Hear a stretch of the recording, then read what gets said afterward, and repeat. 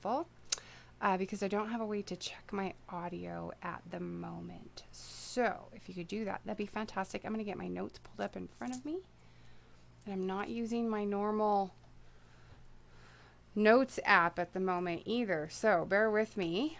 And it's kind of exciting. So full moon in Sagittarius is a lunar eclipse in Sagittarius to boot. That is always super powerful lunar energy.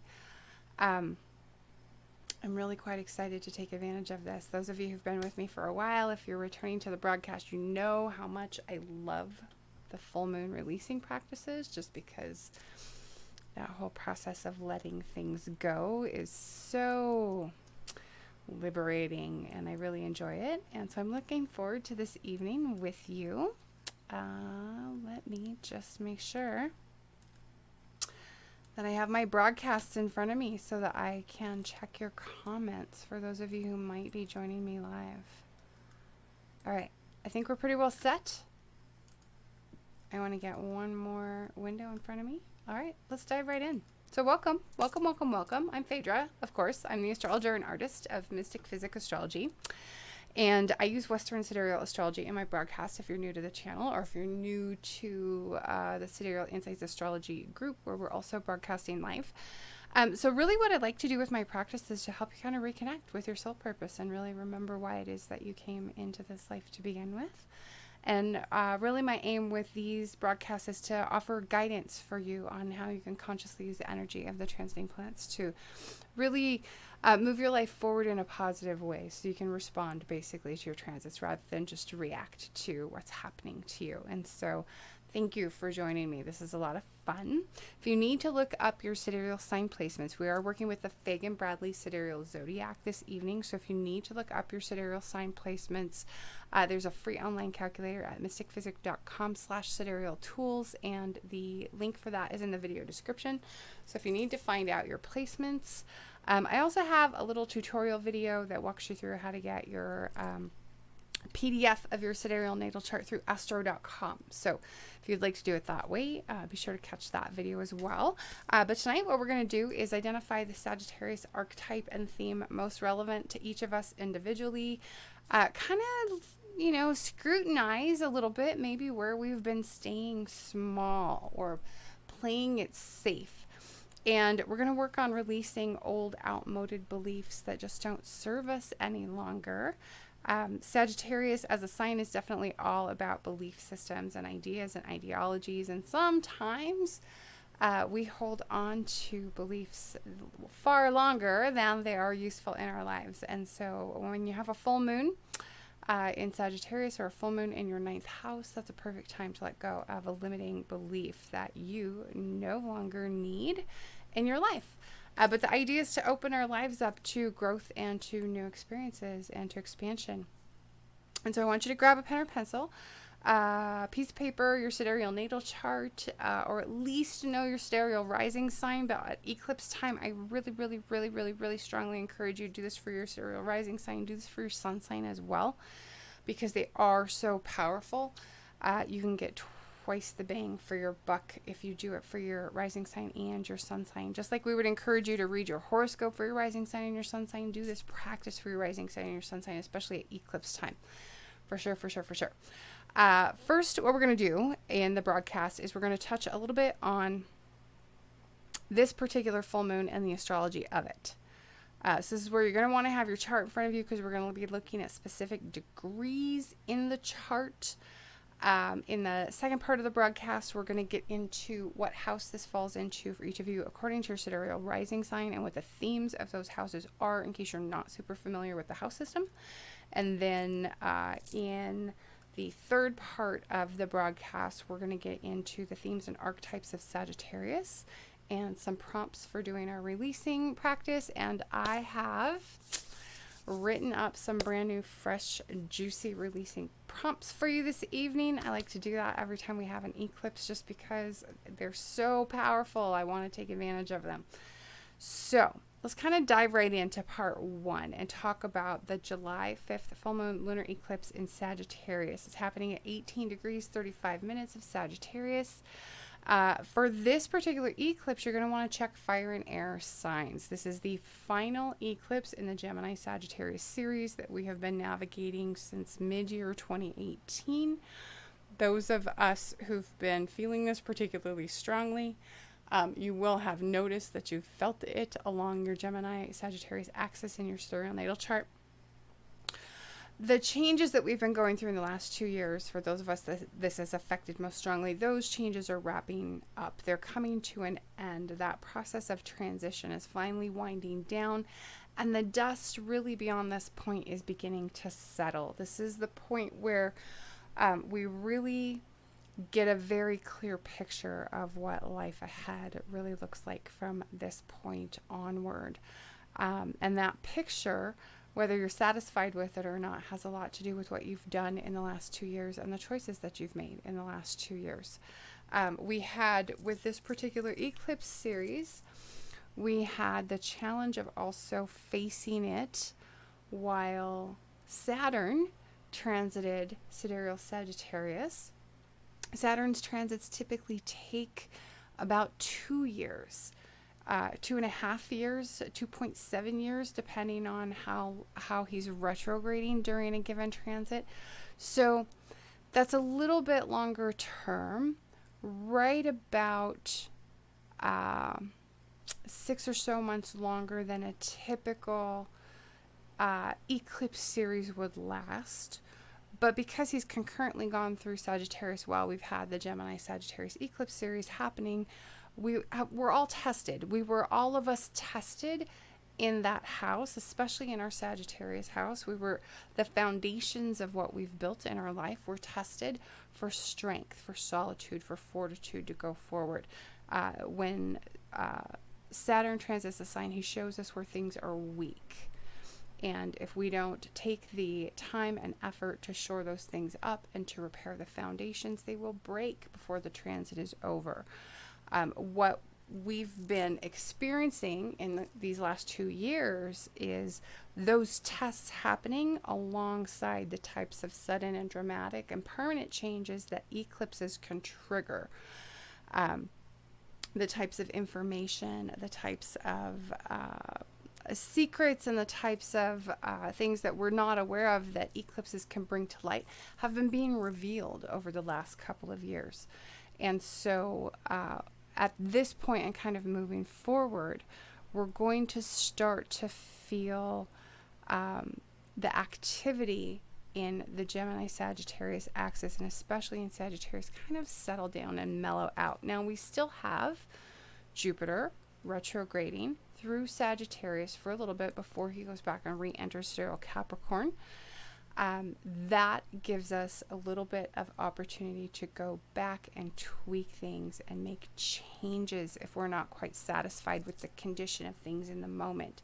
This is the final full moon in Sagittarius, with Jupiter's presence here for the coming 12 years, so an entire Jupiter cycle. And so this is really kind of a final opportunity to get it right. You want to really maximize this full moon, and you also really want to maximize the remainder of Jupiter's retrograde, especially between now and the end of his retrograde in September, and between now and the end of his final transit of Sagittarius for the next 12 years, which ends in November of this year when he finally re-enters Capricorn. And so I just kind of want to establish that up front as being the backdrop against which this full moon in Sagittarius, this full moon lunar eclipse in Sagittarius, is taking place. Okay? So what I'm doing is checking the comments section on both streams here just one more time real quick before we dive into the details on this particular full moon and the astrology of it, this eclipse and the astrology of it. So what you're going to want to do is check fire and air signs. So check Sagittarius, Leo, Aries, Gemini, Libra, or Aquarius for a personal planet or a point at 18 or 19 degrees. And you can look at planets or points within plus or minus 4 degrees either side. Although generally the effect is going to be greater, it's going to be stronger the closer they actually are to the actual eclipse degree, right? We all know that. But look within that range. If you have a planet, personal planet, or a significant point, especially an angle, so midheaven, imum coli, ascendant or descendant, near 18 or 19 degrees of an air or fire sign, you're definitely going to be feeling this particular eclipse. Now, the eclipse is active with its greatest intensity in the week before and the week after the actual date of the eclipse. So we've had a week leading up to today. We have another week to come where we're going to feel this with the greatest intensity. But recall that eclipses are active for up to 2 months before and after. So we may have been feeling this eclipse somewhat already. If you have Sagittarius sun or rising, or if you have a personal planet or point or 18 degrees of Sagittarius, Gemini, Virgo, Pisces, those signs, then experiences that are brought up by this eclipse are likely to be somewhat more challenging. They're going to bring greater growth and greater learning potential. And the reason for that is because if you have a personal planet or point at one of those signs, Sagittarius, Gemini, Virgo, or Pisces, you are at a hard aspect, essentially, to the eclipse itself, conjunct, opposition, or square. Okay. However, if you have a planet or personal point at 18 or 19 degrees of Aries, Leo, Libra, or Aquarius, it's much more likely to be a little bit less challenging of an eclipse for you, but it will require conscious effort and attention on your part, conscious action on your part. If you want to use the eclipse energy and harness it and put it to work for you, the reason for that is that if you have a personal planet or point at 18 or 19 of Aries, Leo, Libra, Aquarius, you're aspecting the eclipse in a trine or sextile pattern. It's a much more easy flow of energy, but it's also easy to just kind of go with the flow and not actually do anything with it. And then before you know it, the energy is spent. So if you want to capitalize on the astrology of this eclipse and you have a personal planet or point, Aries, Leo, Libra, Aquarius, you're going to want to have a plan. You're going to want to know what actions you're going to be taking as you're finalizing or redoing whatever it is you're working on at this eclipse, at this full moon. And you're going to want to have a clear series of steps, actionable steps that you are taking action towards completing, and maybe even think about, reaching out to someone who could work even as an accountability buddy with you, so that you can kind of just put a little bit extra oomph behind holding yourself accountable to actually take advantage of the energy of this particular lunar eclipse. So it's in Sagittarius, right? So Jupiter rules this lunar eclipse. Jupiter is retrograde. We've been talking about that a little bit already. He's in his rulership, and this has been a common theme for the last couple of months with retrograde planets, that they've been retrograde in their own sign. And we also have coming up later this year a period of a couple of days where we're going to have a large number of planets. I want to say it's about 8 planets, each moving through their own sign at the same time. And this is something that doesn't happen very, very often. So we're going to keep an eye on that window of opportunity, and we'll talk more about it in greater detail as we get a little bit closer. But it's kind of a fun and interesting astrological situation to have so many planets moving through their home territory.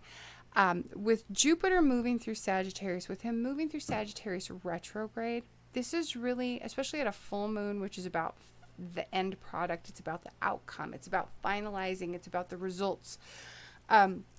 This is really more of an opportunity for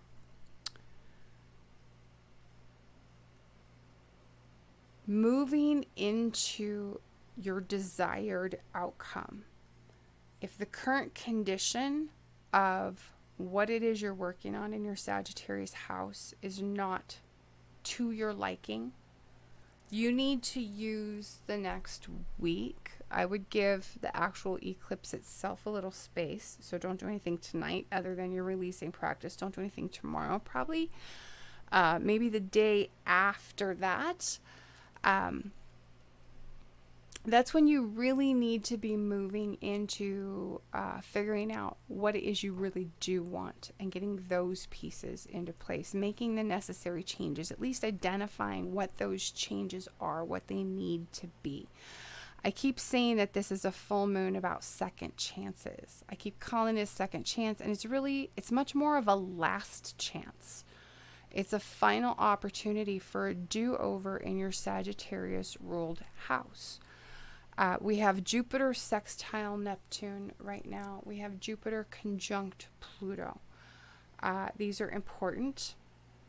We also have the moon doing a bit. We have the moon square the transiting ascendant. We have the moon trine Uranus. And we have the sun sextile Uranus. Okay. So what this can do, this influence of Uranus can make this a very impulsive full moon.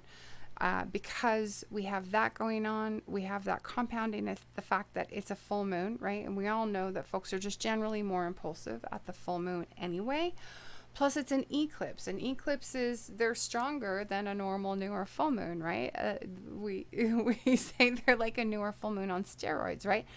So when you factor in all three of those pieces together, this can be quite an impulsive full moon. We could be prone potentially to headstrong behavior. And I say that because Uranus is aspecting from sidereal Aries. Passions can run high at this full moon. There could be, and this is interesting, sudden reversals or unexpected changes of direction, especially related to whatever's been going on in your Sagittarius house. Revolution and rebellion are big themes at this particular full moon.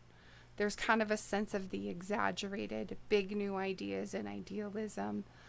This is definitely a full moon with an energy of widespread change, transformation, widespread destruction even.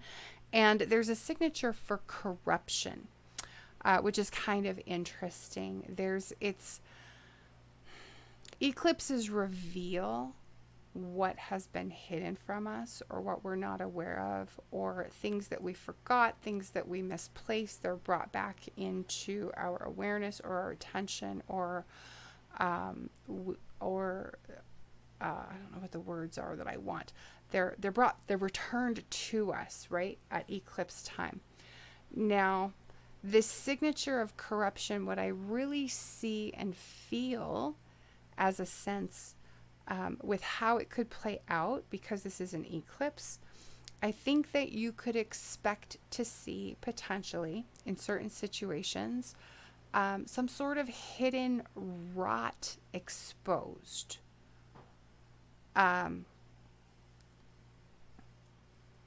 Where something really at its core is filled with decay and not healthy, and maybe needing to just be completely replaced with something brand new, with something fresh, with something that has a chance to grow strong and healthy. And if that's the case, I would encourage you, if you do have an experience where rot or decay is exposed to you, don't let it go. Do something about it. I think that could be a really, really important thing to be aware of at this particular eclipse.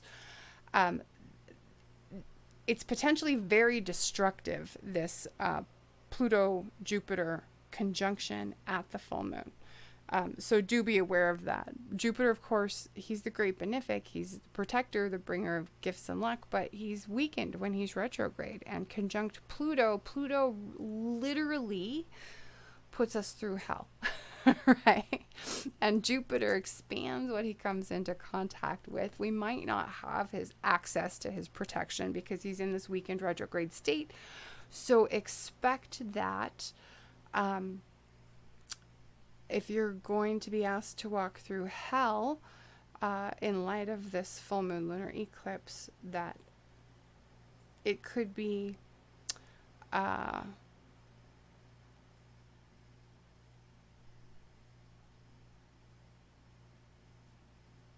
I don't know what the words are that I want. It could be more intense of an experience than any type of Pluto experience that you've had before, because Jupiter's there expanding it, but he's not there to protect you necessarily. So just kind of be aware of that.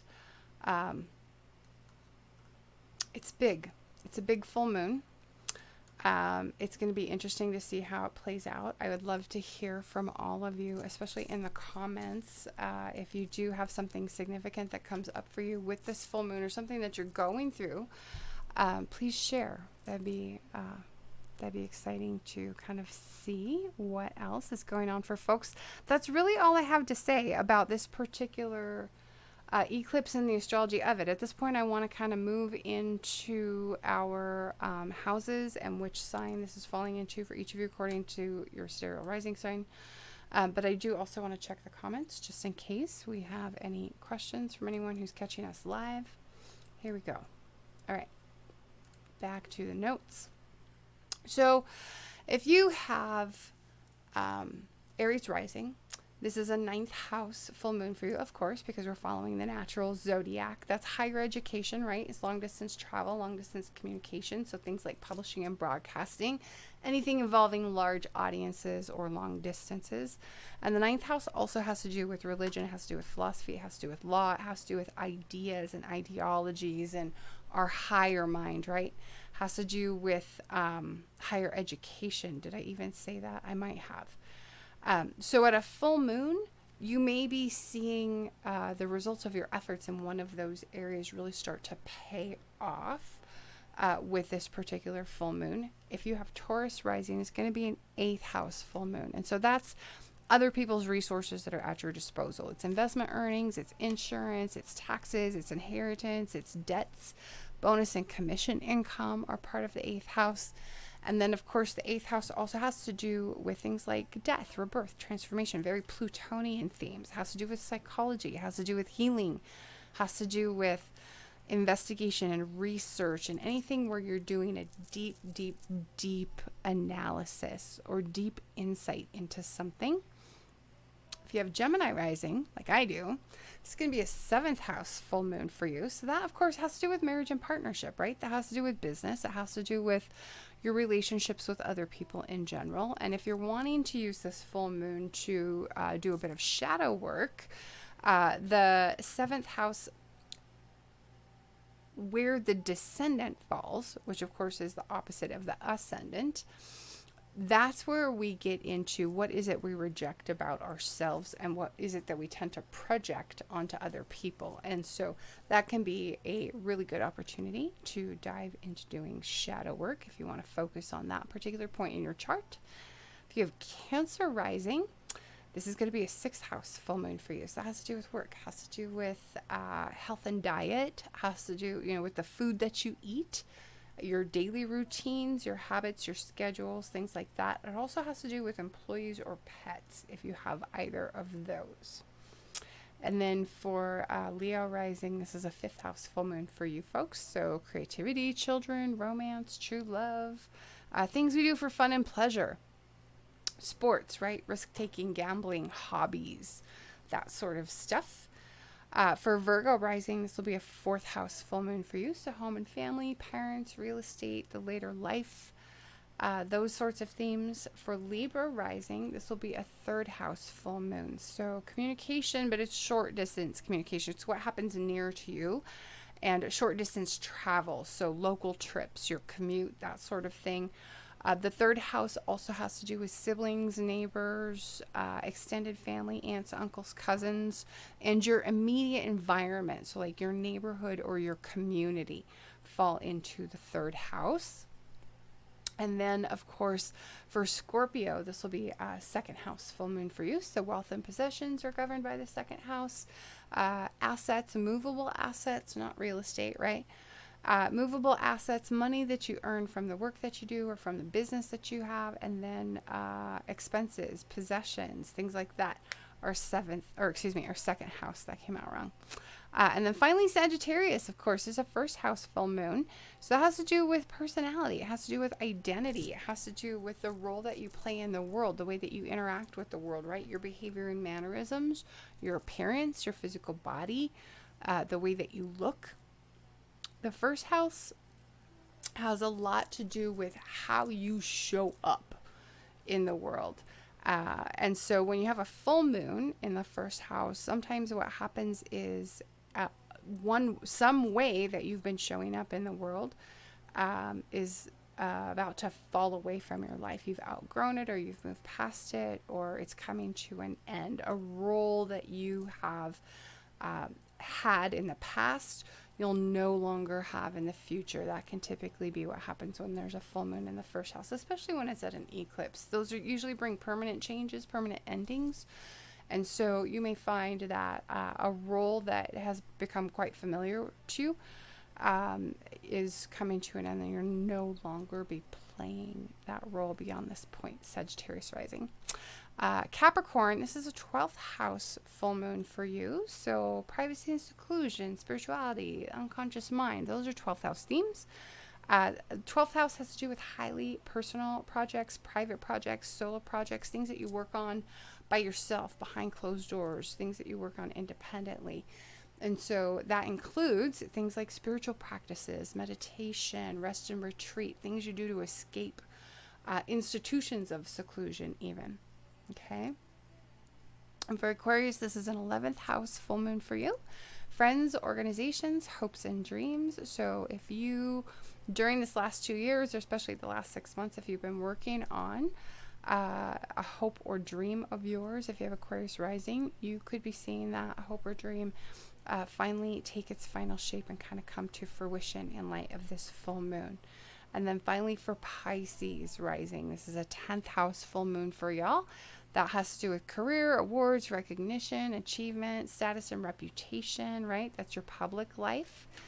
And so finally, thank you. If you are joining late, if you want me to recap that, please just let me know in the comments what your sidereal rising sign is, and I'll recap for you. I'm going to go ahead and check the comments and see if we have any questions from anyone at the moment, any issues with the broadcast. And then we will dive into our conversation about the Sagittarius archetypes, the Sagittarius themes, and the prompts that we're going to be working with tonight as we move into letting go of whatever it is we've outgrown in our Sagittarius house. So Sagittarius is mutable fire, right? So it's action oriented, kind of in two ways. It's mutable, but it's a fire sign, which is very active. So this is kind of passionate, right? About ideas and ideals. It's passionate about knowledge and understanding. It's adaptable to new and varied and different experiences. Sagittarius energy is really quite open, right? It's very expansive energy. It's idealistic energy. It's friendly. It's gregarious. It's fun-loving kind of energy, right? Jovial is a good word. Jupiter rules Sagittarius, and jovial is a word that we associate with Jupiter. So this is the archetype of the philosopher, right? It has to do with the higher mind and our thinking, right? And higher learning. So this is the archetype of the philosopher and the teacher and the free thinker. It can be the archetype of the traveler and the explorer, because traveling and exploration and being exposed to other cultures, other countries, other customs, other languages is one way that we can expand our understanding of the world and expand our perspectives, right? So Sagittarius has to do with this very expansive nature, the going out and gathering of what's not immediately accessible or within arm's reach, the way that the third house is what's immediately accessible to us, right?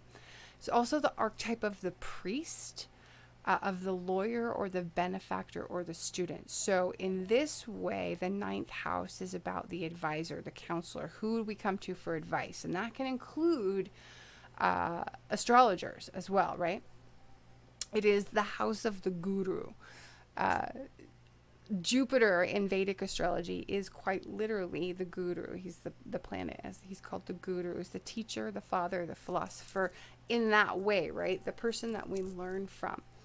Now, one thing that I've talked about in the past, and I want to talk about again this time, I don't know if I have it handy. I normally encourage you all or recommend Stephen Forrest's book, The Inner Sky is one of my favorite books that gets into the different archetypes of the signs themselves and the positive and negative ways in which we can express and embody the energy of the signs and their archetypes. And one of the things that he observed in that book related to Sagittarius is that we tend to think of Sagittarius as being the archer, but it's not the archer. From his point of view, it's the arrow, right? And the arrow is the object that shoots high up into the air and gains this great vantage point over everything that's below it, right? So it's aimed at a destination and it seeks that destination from a very elevated perspective that we don't have here at the ground level. And it seeks that destination with an unwavering singularity of purpose, right? So if Gemini, which is Sagittarius's counterpart, it's the zodiacal opposite. If Gemini is detail oriented, if Gemini is analytical and specific and about what is easily accessible to us, then Sagittarius represents that big picture perspective, right? It represents the holistic worldview. And so ultimately, Sagittarius is about the expansion of the mind, the growth of the mind, the expansion of our perspective, acquiring new perspectives, new understanding, and the growth of our understanding. It's about wisdom, right? It's about the expansion of the mind through experience, through travel, through learning, through contemplation, and then bringing that expanded point of view back to the earth like the arrow, right? So Sagittarius seeks understanding that brings wisdom. It represents that higher state that exists beyond knowledge and learning. It represents faith. It represents faith not only in a religious sense, but faith in humanity. Sagittarius is the sign of the truth. It represents not only the truth, but our endless search for it. Okay? And so for your releasing practice tonight, this is where you're going to get your paper. And we'll read whatever's in our thing, even though we don't write in the moon gazing journal during the full moon. We'll read our thing out of it. How about that? Let's see what's in here. Oh. This will be an interesting one to share with you for the full moon. So for your releasing practice at the full moon, now ideally you're considering this through the lens of which house Sagittarius occupies in your sidereal natal chart. However, being an eclipse, I always at eclipse time, I encourage you to take your releasing practice or your intention setting practice. If it's a solar eclipse, I encourage you to take it in the direction that you feel most led. I'm just checking the comments here real quick before we dive into the actual prompts in the releasing process. So yes, your Sagittarius house, but also, you know, if it's better for you or if you have a particular thing that you feel drawn towards that you know you're ready to move past, that you know you're ready to release, work with that then, if that's how you're feeling called, okay? But what I want you to think about is, what are you really aiming for? Have you really sat down and given that some thought recently? Most of us, whatever path we're on, we've probably been on it for the last 2 years. When was the last time you really sat down and thought about what is it you want out of life in this house? What are you really aiming for? And is it the same thing that you were aiming for 2 years ago? It might not be. Is it the same thing that you were aiming for, like back at the beginning of whatever this was? And regardless of what you're aiming for now, Are you on target for it?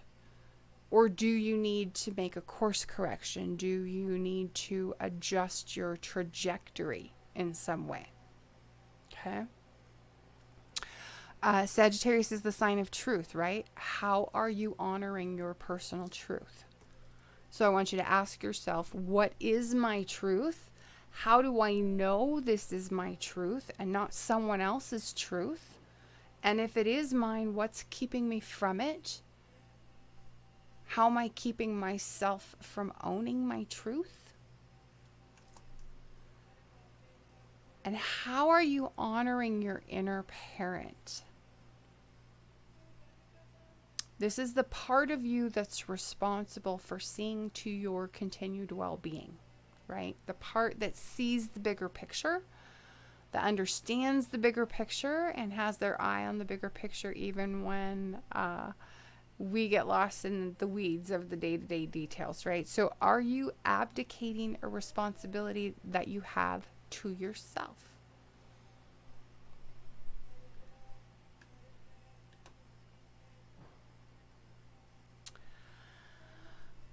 Are you in pursuit of what it is you really want?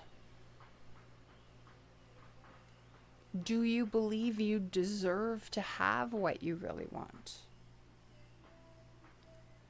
Or do you believe that wanting it is selfish? Or do you believe that pursuing it is selfish? And if that's the case, why do you believe that? Is that a belief that comes from your early childhood conditioning, perhaps? Is it possible that that belief was actually taught to you rather than being a conclusion that you arrived at through your own experience? Is it possible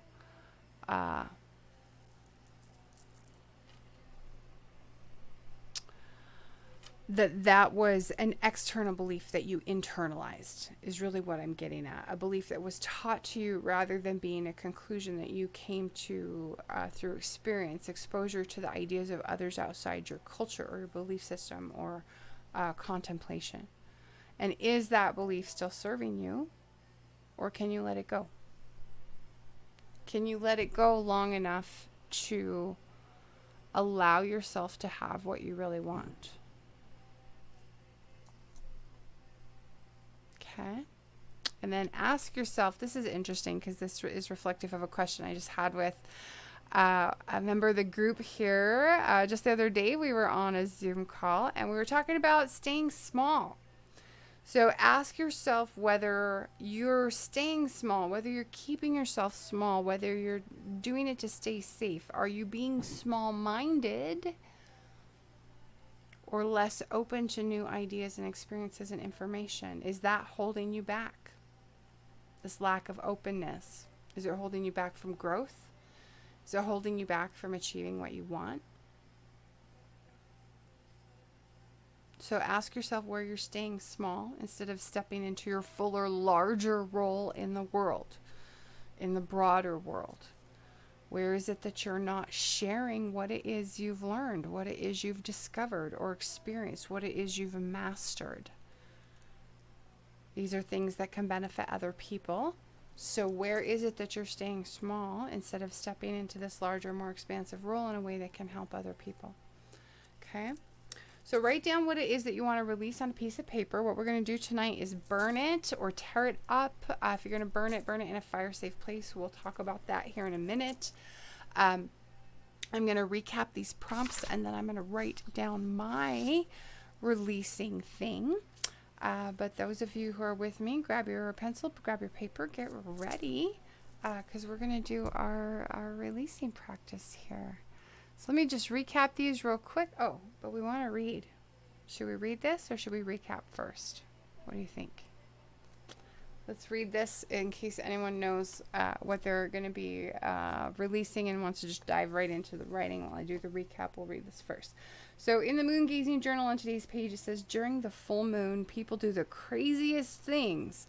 The American Institute for Climatology concluded, crimes with a strong psychotic motivation, such as arson,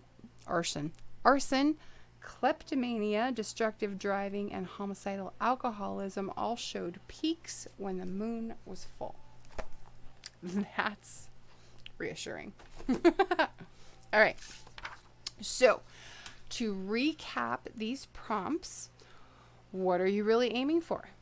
And are you on target for it, or do you need to make a course correction or alter your trajectory in some way? How are you honoring your personal truth?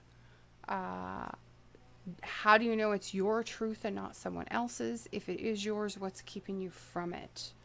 Or how are you keeping yourself from it, or from owning it, owning your truth, right? How are you honoring your inner parent? How do you know this authority has your best interests at heart? Are you looking for an external authority for guidance? And if that's the case, how do you know that external authority has your best interests at heart? Or are you abdicating a responsibility that you have to yourself? Do you need to let go of your attachment to an external authority? That could be a big one tonight. Are you in pursuit of what you really want? Do you believe you deserve to have it?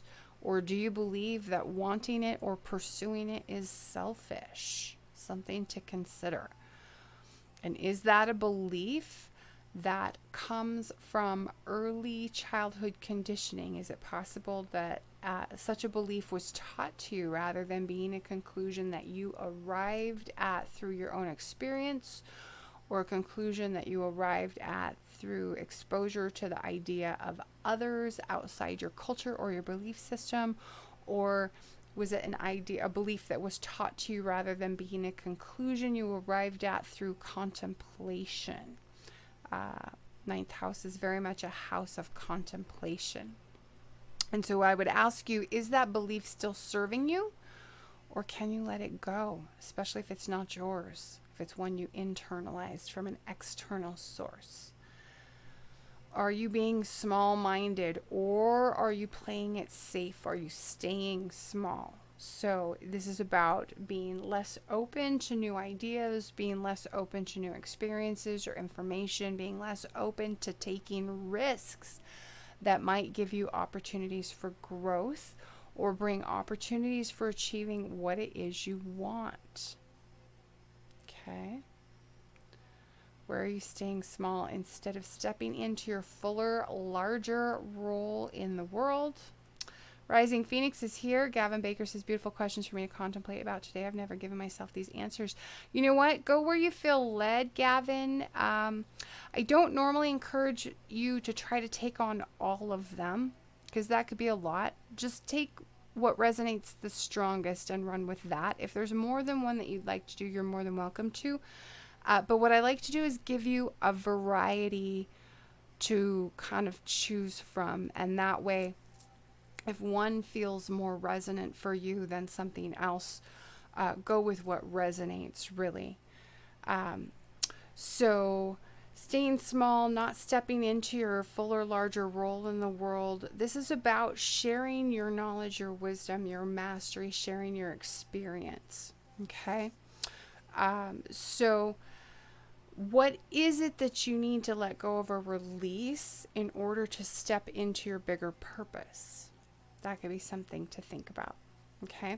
So what you're going to do is you're going to take which prompt you want to work with, hit your paper, and write out what it is you're ready to move past or let go of. This is about making space in the house that Sagittarius occupies. It's about making room and clearing out old stagnant energy, old stagnant ideas, things that just aren't serving us any longer. And then what'll happen is we'll make this space tonight, and in the coming 6 months we'll get a rest in this part of our life. We'll get the opportunity for kind of a breather. We'll get to take a break. There will be a lull of the activity of your Sagittarius house. And then 6 months from now, we'll have the next new moon in Sagittarius. And as that new moon in Sagittarius approaches, something new will move into that space. And it will move into that space in a manner and nature and take the form of however that particular new moon in Sagittarius interacts with your own natal chart and your own planets. especially chart rulers, ascendant rulers, rulers of your sun, rulers of your moon, that sort of thing. So it'll be personalized for you when the new moon experience comes 6 months from now. But in the meantime, we're going to get a bit of a break, which will be kind of nice, especially for those of us who've really felt these last 2 years pretty heavily. I don't know about all of you, but I know they have been really something in my life, especially on that Gemini Sagittarius axis. So everyone take a moment, go ahead and write down what it is that you are wanting to let go of, and then we will reconvene here in a minute to share. I would invite you to share in the comments what it is you're letting go of. I'll share with you what it is I'm letting go of as well.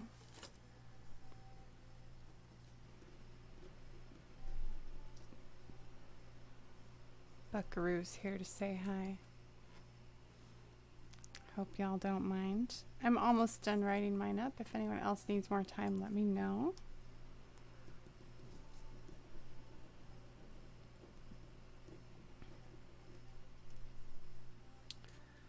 Buck, it's not the right time to be exploring the desk, buddy. It's not the right time. There we go. That's Buckaroo Bonsai. I don't think he's ever made an appearance on camera before. I think Penny has once or twice. Back when she was little, she used to try to play with her little jingle ball while we were doing our broadcasts, and that was always a bit of a distraction. Those of you who've been here for a while might remember that. All right, so here we go. So with the full moon, we're letting something go, right? We're doing a releasing. And what I really encourage you to do is, after you go through this exercise, after you go through your releasing practice, I really encourage you to spend a few minutes in quiet, in meditation, spend a few minutes in gratitude, really, in quiet reflection, just to allow you to kind of integrate the process that we're going through. Okay, but you're writing down what it is you want to release on a piece of paper, and then you state out loud your intention to let go of it. And then you either burn it or you tear it up. If you burn it in a fire safe place. So I recommend a fire pit or a fireplace. Barbecue grill works if you have a barbecue grill. Be fire safe, please. If you don't have access to someplace fire safe, like, you know, your empty kitchen sink, you have water source right there. Be safe, be smart. And if you burn it completely. Or like I said, you can just tear it up. And one of the things I wanted to mention about this particular full moon, let's see if I'm going to remember this right. In the Vedic tradition, this is, am I going to say it wrong? Guru Purnima. I think if I may have totally mispronounced that. I may have totally butchered it. Anyway, so there's a holiday associated with this full moon because it's the full moon in the sign of the Guru. And so the holiday associated with this particular full moon is a holiday of giving thanks to your Guru, to your teacher. And this can be any kind of teacher. It can be a spiritual or religious teacher. It can be a father figure in your life, someone who's taught you something or guided you in some way. It's an opportunity to give thanks to those folks in your life for the contribution that they have brought. And so I encourage you that if there's someone in your life like that this evening, just give them a little bit of thanks too while you are doing your releasing practice and sending off with gratitude. But I'll go ahead and read to you what it is I wrote down. So for me, this is a 7th house, right? This is a Sagittarius 7th house full moon. And so what I wrote is that I release my attachment to any experiences that I may have or had, conscious or unconscious. No, excuse me.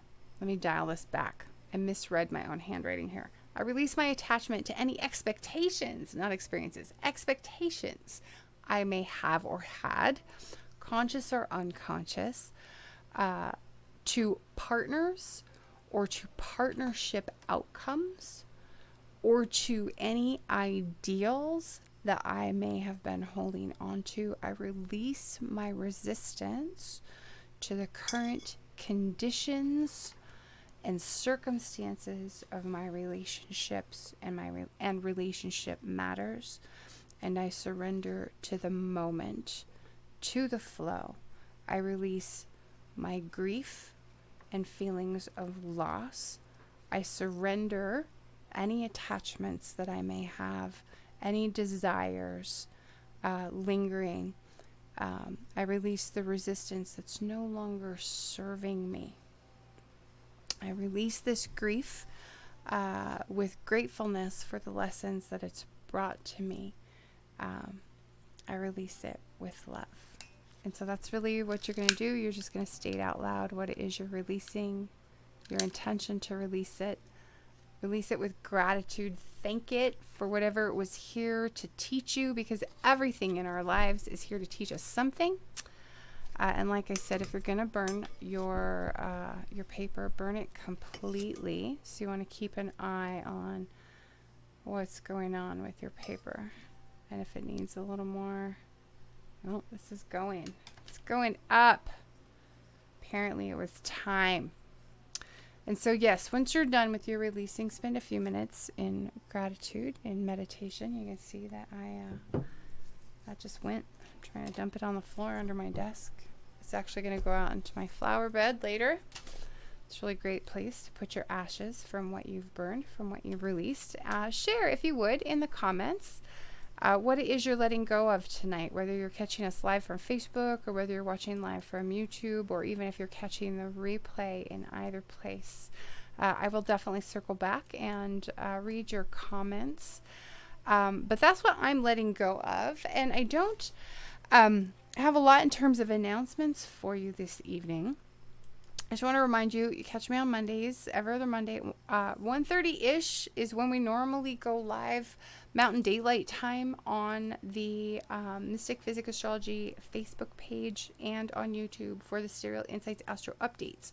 Those are on Mondays. They're every other Monday. Now, I will say that with the caveat that, as you saw this evening, we went live an hour behind schedule.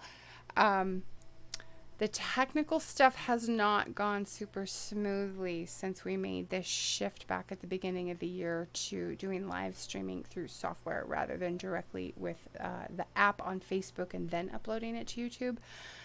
So I'll just say we're going live for the Sidereal Insights Astro Updates every other Monday. Target is 1:30, but it may not always be exactly at 1:30. If you subscribe to the YouTube channel, you will always be available, or you'll always be able to catch the replay. If you hit the notification bell, you'll get notified when I do go live. Or you could follow Mystick Physick Astrology on Facebook for the Sidereal Insights Astro Update. These lunar live streams, those take place in the Sidereal Insights Astrology community.